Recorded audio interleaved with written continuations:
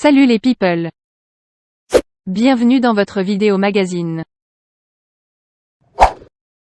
Certains aventuriers de Koh Lanta n'ont pas seulement connu une aventure fantastique au bout du monde, ils ont aussi rencontré l'amour.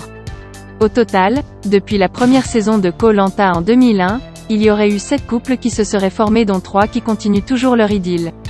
Voici le tour d'horizon des couples de Koh Lanta, dont le plus célèbre est sans doute Gesta et Benoît. Nous allons donc vous présenter les amoureux de Koh Lanta qui sont toujours en couple et ceux qui, malheureusement, ne le sont plus.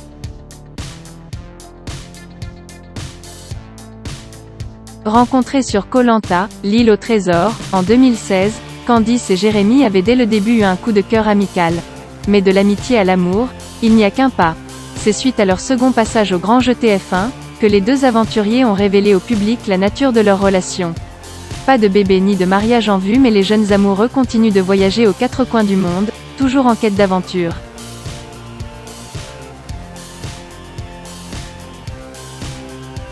Depuis la fin de leur saison de Koh Lanta en 2016, Gesta et Benoît ne se sont jamais plus quittés.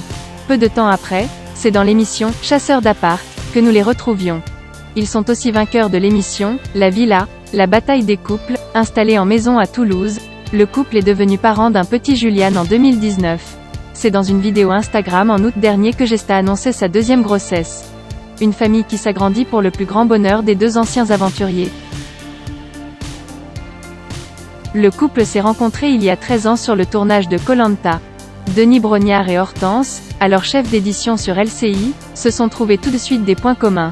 Les voyages, des séjours respectifs au Costa Rica, des envies de bouger. Alors, je lui propose d'intégrer l'équipe de Koh Lanta, s'était confié l'animateur dans Le Parisien. Nous sommes partis tourner la 3e saison de Koh Lanta au Panama et la magie de l'amour a opéré. C'est donc un couple qui semble avoir l'immunité dans les épreuves.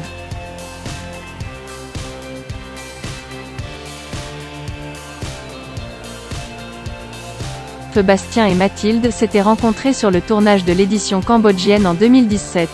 Alors qu'ils semblaient filer le parfait amour depuis la fin du tournage, le couple annonçait leur brutale rupture. La cause ? D'après Mathilde, Bastien désirait participer à des émissions de télé-réalité. Cette envie non partagée par la belle brune a causé leur rupture. Depuis, Bastien a poursuivi sa carrière dans la télé-réalité. Émilie et François David sont tombés amoureux après la saison 6 au Vanuatu. Ce serait le premier couple officiel formé par Koh Lanta, si on considère Denis Brognard, hors catégorie. Émilie et François David sont séparés depuis. Malgré leur participation à l'émission dans des saisons différentes, Benoît, Koh Lanta 11, et Morgane, Koh Lanta 8, ont trouvé l'amour. Depuis le couple s'est séparé. L'actualité de Morgane a refait surface en 2020, elle a mis au monde un enfant à 45 ans. Après Bastien, Mathilde a retrouvé l'amour dans les bras du beau Romain Palazzetti, lui aussi ex-aventurier de Koh Lanta, saison 2016.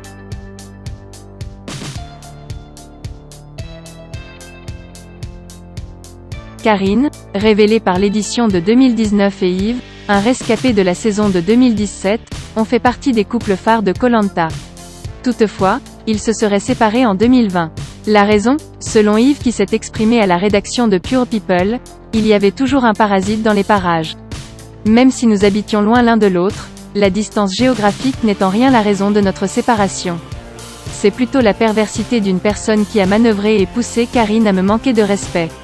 Yves a ajouté qu'il n'y avait aucune chance qu'ils se réconcilient. À très bientôt les people. Et n'oubliez pas, abonnez-vous pour plus de vidéos.